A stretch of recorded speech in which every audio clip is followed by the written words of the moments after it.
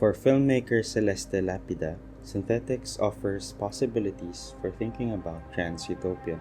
Across 4 videos and a singular audio channel, Celeste presents aspects of her life as a trans individual living with HIV. Taken with her laptop camera, each video is a documentation of intimate and ordinary moments in her life.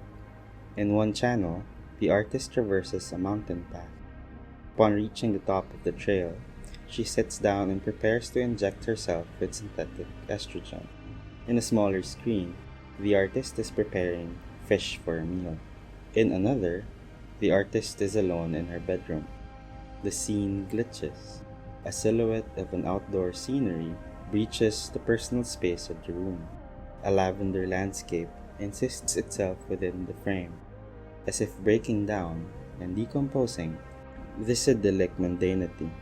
In Celeste Lapida's Cinema Verite na Super Calerque, synthetics transforms into a thematic thread and aesthetic strategy in which the autobiographical finds a compelling stance from which to simultaneously fracture and piece together its narratives.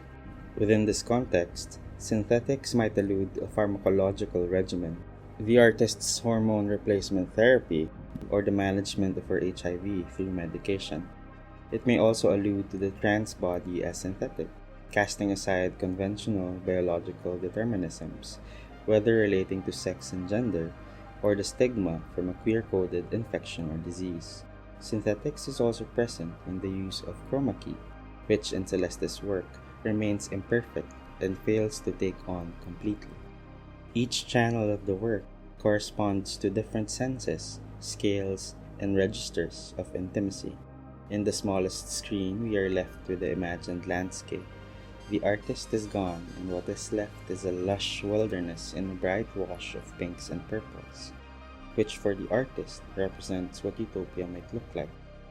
An internal landscape of sorts, or else a place wherein the singularity and particularity of the trans experience becomes part of nature. A singular audio channel carries the artist's voice, drifting across the room. She talks about her mom, her experience with her HIV medicines, vignettes of her life.